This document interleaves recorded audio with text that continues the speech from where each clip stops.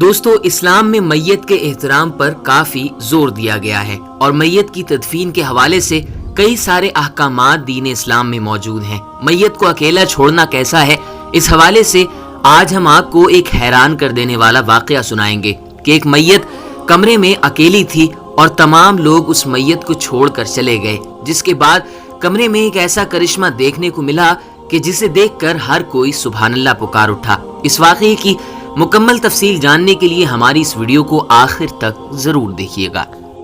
Subscribe کریں T T S knowledge کو اور بیل آئیکن کو دبائیں انفارمیٹیو ویڈیو سب سے پہلے دیکھنے کے لیے۔ دوستو انسان کی موت کے بعد اس کی تدفین اور آخری رسومات کے کئی سارے طریقے اس دنیا میں موجود ہیں، لیکن دین اسلام میں میت کو زمین کھود کر اسے عزت و احترام کے ساتھ دفن کیا جاتا ہے۔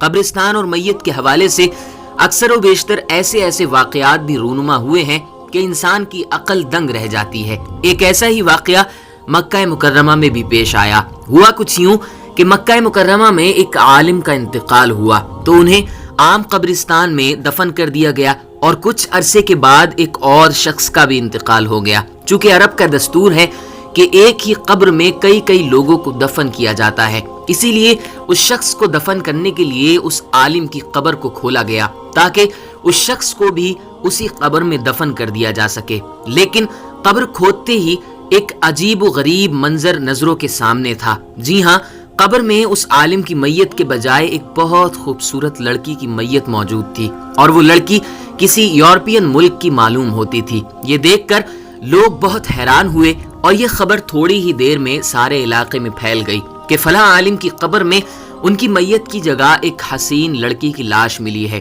دوستو اتفاق سے یورپ کے کسی ملک سے آنے والا ایک مسلمان وہاں موجود تھا۔ اس نے جب اس لڑکی کی صورت دیکھی تو کہا کہ میں اس کو جانتا ہوں، یہ فرانس کی رہنے والی ہے، اس کا سارا گھرانہ عیسائی ہے، لیکن یہ چپکے سے مسلمان ہو گئی تھی اور اس نے مجھ سے بہت ساری اسلامی کتابیں لے کر پڑھی تھی۔ پھر کچھ ہی دن کے بعد یہ بیمار ہو گئی اور اس کا انتقال ہو گیا تو گھر والوں نے عام طور پر عیسائیوں کے قبرستان میں اس کو دفن کر دیا اور اب اس کی میت یہاں پہنچی ہوئی ہے۔ دوستو لوگوں نے کہا کہ اس کی میت یہاں منتقل ہونے کی وجہ تو سمجھ میں آ گئی کہ یہ نیک اور پرہیزگار اور مسلمان ہو گئی تھی، لیکن عالم صاحب کی میت گئی کہاں؟ تو اس نوجوان نے کہا کہ ہو سکتا ہے کہ ان کی میت اس لڑکی کی قبر میں چلی گئی ہو۔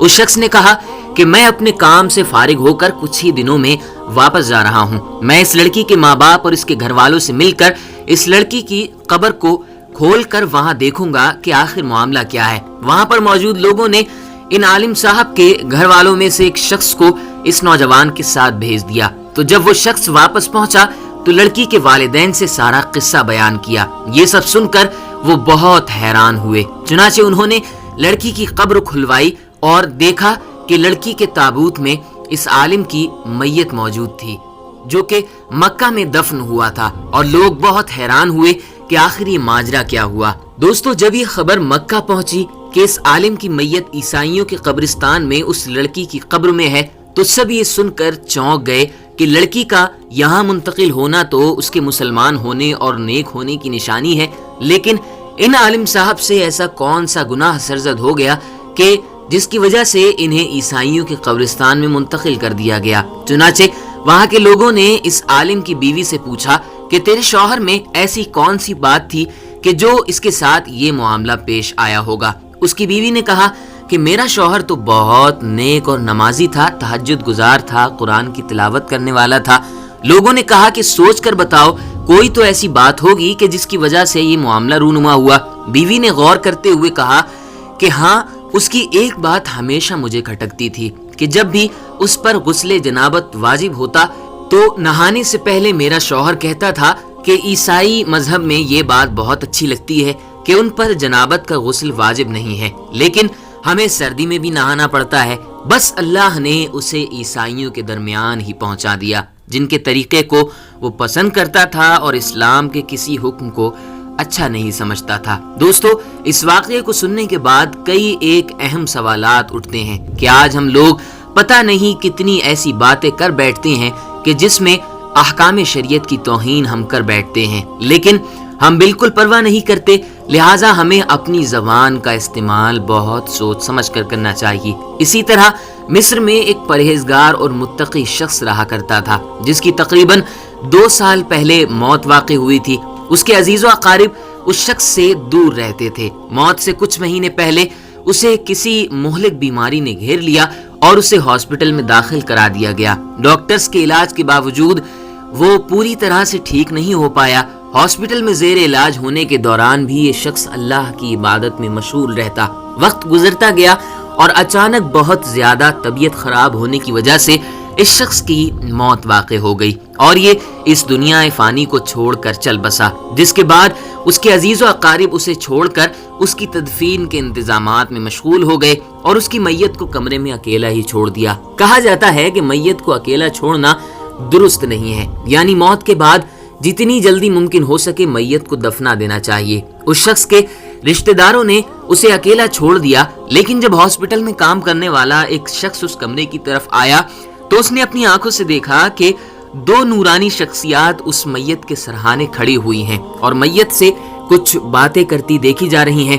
باتیں کرتے کرتے یہ شخصیات اچانک سے ہوا میں تحلیل ہو گئیں، غائب ہو گئیں۔ قدرت کے اس کرشمے کو دیکھ کر ہاسپٹل کا وہ شخص ایک دم چونک گیا اور پریشان ہو کر رہ گیا۔ تو جب اس نے یہ سب باہر لوگوں کو بتایا تو کوئی بھی اس کی بات پر یقین کرنے کو تیار ہی نہیں تھا۔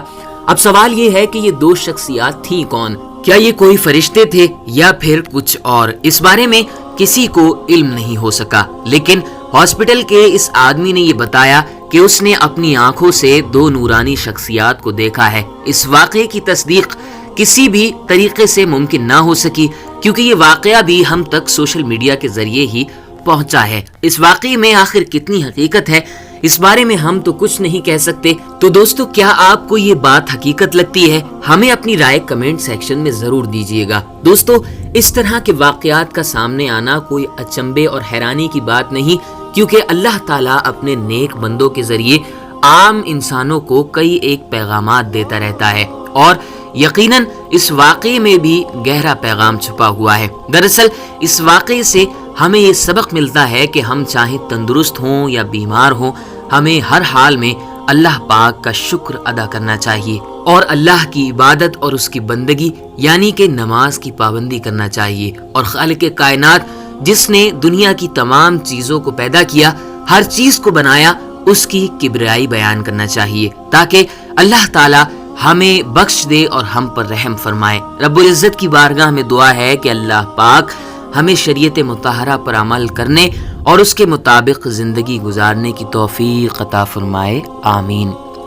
دوستو، ہم امید کرتے ہیں کہ آج کی یہ خوبصورت ویڈیو آپ کو بے حد پسند آئی ہوگی۔ ثواب کی نیت سے اس ویڈیو کو لائک کریں اور اپنے دوست و احباب میں شیئر کریں سوشل میڈیا کے ہر پلیٹ فارم پر۔ آپ کا بہت شکریہ۔